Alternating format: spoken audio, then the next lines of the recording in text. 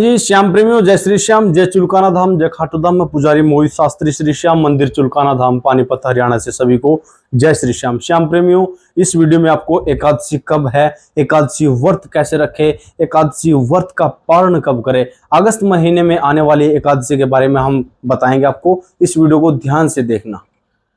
2025 में अगस्त महीने में भाद्रपद मास में और कृष्ण पक्ष की जो एकादशी है वो एकादशी कब है और उस एकादशी का क्या नाम है, एकादशी व्रत कब है, व्रत कब और कैसे रखे, व्रत का पारण कब करें, संपूर्ण जानकारी इस एक वीडियो में आपको देंगे। इस वीडियो को ध्यान से देखना।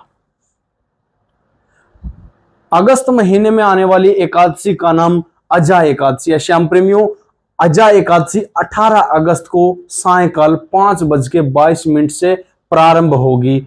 19 अगस्त सायंकाल 3:32 तक ये एकादशी रहेगी। उसके बाद में द्वादशी प्रारंभ हो जाएगी। ऐसे में उदया तिथि के अनुसार हमारा जो व्रत है वो 19 अगस्त को रहेगा।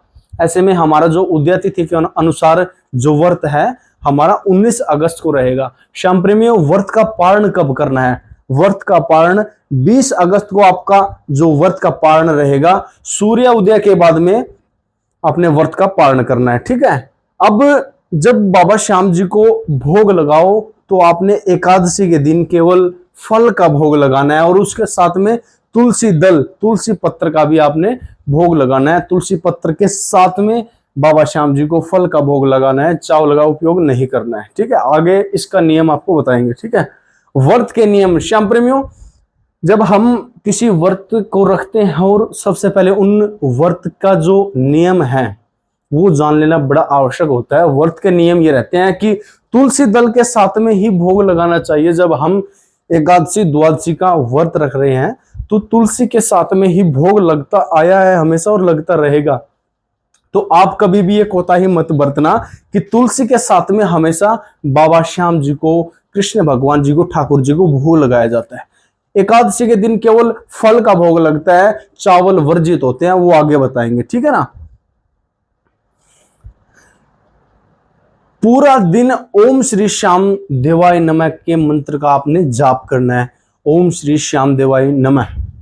ठीक है। एकादशी के दिन चावल वर्जित होते हैं। एकादशी के दिन हमेशा चावल वर्जित माने जाते हैं। द्वादशी के दिन चावल की खिचड़ी आदि का भोग बाबा श्याम जी को अर्पण किया जाता है। तो श्याम प्रेमियों, एकादशी के दिन चावल वर्जित माने जाते हैं, इसलिए चावल को छूना भी पाप माना जाता है। केवल फल का भोग लगाया जाता है। फल के साथ में आपने तुलसी दल का उपयोग करना है। ठीक है। 20 अगस्त को आपका पारण रहेगा।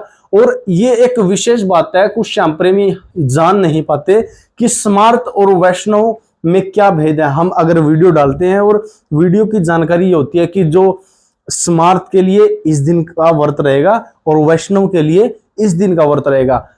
आप एक बार ये डिटेल देखना। ठीक है। स्मार्त की ये डिटेल है।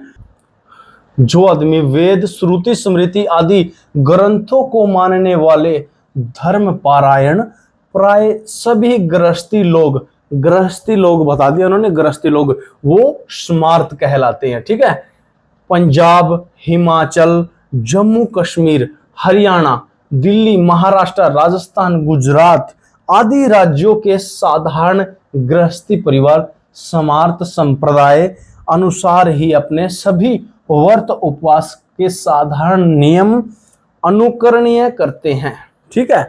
मतलब इन्होंने कहा है कि साधारण जो गृहस्थी हैं, जो लोग गृहस्थी हैं, हरियाणा, हिमाचल, जम्मू कश्मीर, दिल्ली, महाराष्ट्र, राजस्थान, गुजरात आदि के जो राज्य हैं उनके रहने वाले जो निवासी हैं वो गृहस्थी हैं, तो वो एक स्मार्त संप्रदाय के अनुसार ही व्रत का पालन करते हैं। ठीक है। पुराण संहिता स्मृतियों स्मार्तों के लिए स्थान स्थान पर गृही या गृहस्थ शब्द का और वैष्णव के लिए वनवासी या यति शब्द का प्रयोग किया गया है। अब यहाँ पे हम एक संशय में पड़ जाते हैं कि स्मार्त हम हैं, वैष्णव हम हैं, हम क्या हैं। तो इस डिटेल के अनुसार आप ये जान पाओगे कि आपका व्रत कब रहेगा। इन्होंने यहां दे दिया स्थान स्थान पर गृही, गृही अर्थात गृहस्थी के लिए ये गृही शब्द का प्रयोग कर दिया, और वैष्णव के लिए वनवासी, वनवासी अर्थात साधु सन्यासी लोग वैष्णव होते हैं। और एक और डिटेल इन्होंने यहां पे दे दी,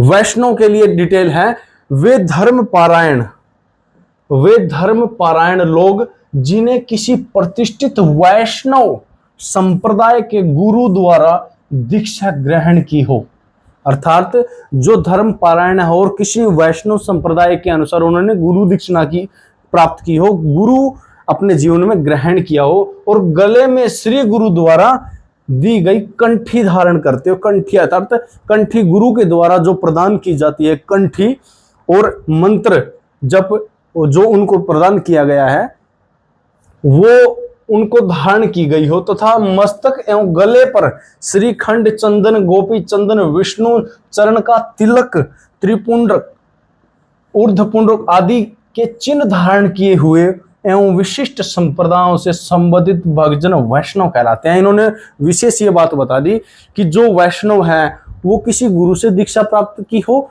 वैष्णव संप्रदाय के गुरु से उन्होंने दीक्षा प्राप्त की हो, गले में श्री गुरु द्वारा जो कंठी धारण की और मस्तक पर जो इस प्रकार का तिलक धारण करते हैं तो वैष्णव कहलाते हैं।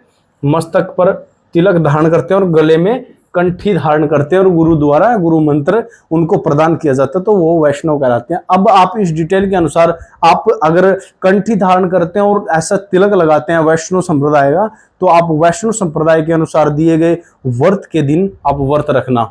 अगर आप गृहस्थी हैं और स्मार्त हैं तो आप स्मार्त के अनुसार आप दिए गए समय के अनुसार आप व्रत रखना। ऐसे में आप व्रत का पारण भी उसी के अनुसार करना। ठीक है, ये आपकी डिटेल है।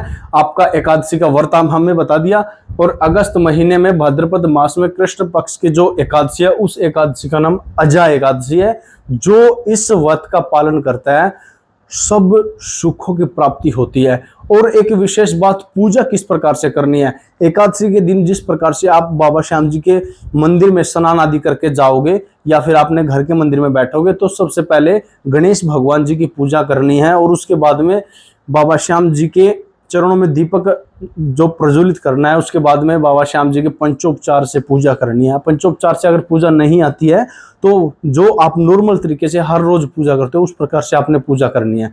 पूजा करने के बाद में आपने ओम श्री श्याम देवाय नमः का जाप करना है, बाबा श्याम जी की स्तुति, बाबा श्याम जी के पाठ आदि का उच्चारण करना है। उसके बाद आरती करके भोग बाबा श्याम जी को केवल आप फल का भोग लगाना, केवल आप फल का भोग लगाना एकादशी के दिन। और जिस प्रकार से प्रातःकाल आपने पूजा किया उसी प्रकार से शाम को, और उसी प्रकार से प्रातःकाल द्वादशी के दिन पूजा करने के बाद में आप बाबा श्याम जी को केवल खिचड़ी का या और किसी अन्य चीज का भोग लगाओ, और उसके साथ में तुलसी दल जरूर रखो। ठीक है, विशेष नियमों के अनुसार इस व्रत का पालन करो, अवश्य ही बाबा श्याम जी आपके घर में सुख समृद्धि प्रदान करेंगे। और श्याम प्रेमी, जो श्याम प्रेमी एकादशी के दिन बाबा श्याम जी को अरदास लगाना चाहता है, बाबा श्याम जी के चरणों में अरदास लगाना चाहता है, वो बाबा के चरणों में अरदास लगा सकता है एकादशी के दिन।